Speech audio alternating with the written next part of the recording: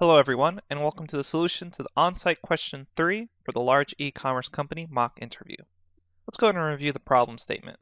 You're given two rectangles and you need to determine if they overlap. The rectangles are defined as a dictionary. For example, you have a rectangle 1, you're given x and y coordinates of the bottom left corner of that rectangle, and then you're given the width and height of the rectangle. So if the rectangles do overlap, you want to return a dictionary which describes the overlapping section. Something to note here is that this problem, even though it looks pretty unique, it's actually really common. A lot of times your rectangles are either user bases somehow or the coordinates are defined in a different way, but at the end it's just this basic problem. You're given two rectangles and you need to determine if they overlap. Sometimes the rectangles can be plots of land or other dimensional objects, but really it's just two rectangles. So be careful if they ask it a certain way, you might be confused and start going down the wrong path. But try to remember, if sounds familiar to two rectangle problems, it's really just a simple case. So let's go ahead and look at the solution. We're going to think of a few things first. And this is a problem where it helps a lot to draw out your thinking. So go ahead and grab paper and pencil and draw some stuff out here while we explain some things. We want to think about, how can we determine if there's an intersection? What if a rectangle is fully inside another rectangle? And what if there is no intersection, but the rectangles share an edge? So the key to solving this problem is to break it up into sub-problems. And we can split up the problem into an x-axis problem and a y-axis problem. And this is basically the trick to solving this problem, the fact that you can split it by axis. So what we're going to do is create a function that can detect overlap in just one dimension. First on the x and then on the y. Then we split the rectangles into x and width. So you basically just have a line, right? An x coordinate and the line width. And then the y and height components, which is another line vertical. So x and width is going to give you a horizontal line, y and height will give you a vertical line. Then we can determine that if there's an overlap in both dimensions, then the rectangles themselves intersect. So, in order to understand this calc overlap function that we're about to do, what you should do is draw out on a piece of paper two flat lines, and then follow along with the function, and notice how it detects an overlap. So really right now, what calc overlap is going to do, it's just going to take two lines defined by a coordinate point and a width, or a coordinate point on a y and a height, and then detect that there's an overlap. So we're really just checking now if two lines, given the coordinates and the length in that particular dimension, overlap. Let's go ahead and create this function. So jumping over to the e-commerce on site 3 solution empty notebook, let's go ahead and create this. I'm going to create a function called calc overlap. And it's going to take in 4 arguments. It's going to take in coordinate 1 and dim1. So that stands for the point at the coordinate, and dimension is just the width or the height, depending on which axis we're testing. And then coordinate 2, dim2. So it takes in 2 coordinates and their respective lengths in that dimension, which is just essentially 2 lines. So what we want to do first is find the greater of the 2 coordinates.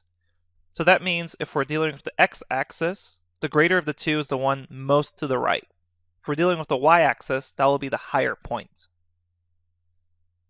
So let's go ahead and do that. So we're going to create a variable called greater, and it's just going to be the greater point. And it's going to take in the 2 coordinates. So this is either the x coordinates or the y coordinates, just that singular number, depending on which line we're testing.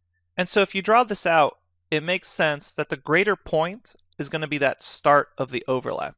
So go ahead and draw those lines and make sure that statement is true. And conversely, the lower point is going to be the end of the overlap. So I'm going to say min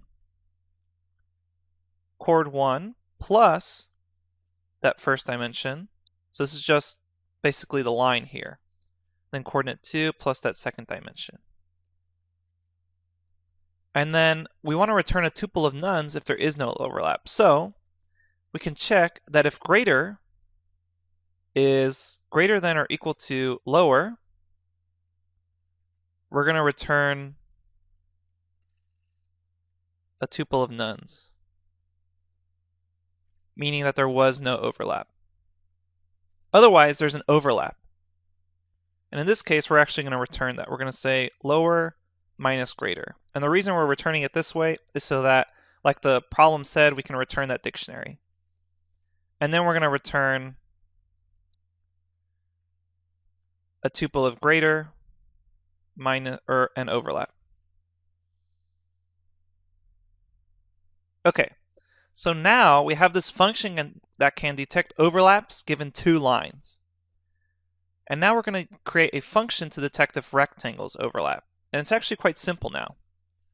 We just need to check for both dimensions. So I'm going to say calc rect overlap. It's going to take in the dictionaries that we defined earlier, 2 of them, as 2 rectangles. And then let's go ahead and say x overlap and width overlap is going to be equal to that function we just made, calculate overlap, and then we grab it from that dictionary. In this case, we want to pass in that coordinate 1 and that dimension 1, which would be width. And then we also want to do it for the second rectangle. So here we're checking the lines along the x-axis. R2, again, width. Then we're going to do the exact same thing for the y-axis. So these are the lines of the rectangles in the y-axis. So in this case, we have y overlap and h overlap, because remember, we're just doing tuple unpacking here, since we're returning tuples on the calc underscore overlap function. And now we're going to do y, r1 of h key, then r2, taking y, and then r2, h.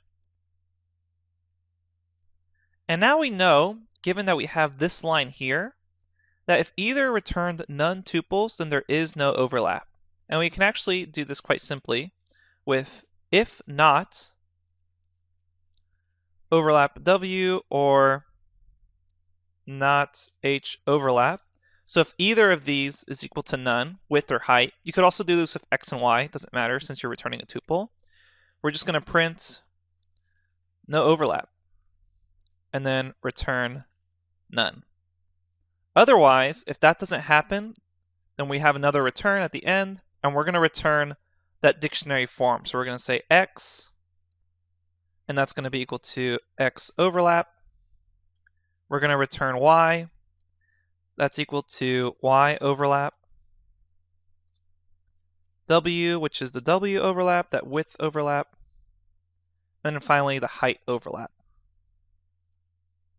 All right, and that's it. So let's go ahead and review this, make sure we really understand it. The real key to understanding this is this function right here, where we separate this problem into subproblems, and we solve it along dimensions. So we're just checking if lines themselves overlap.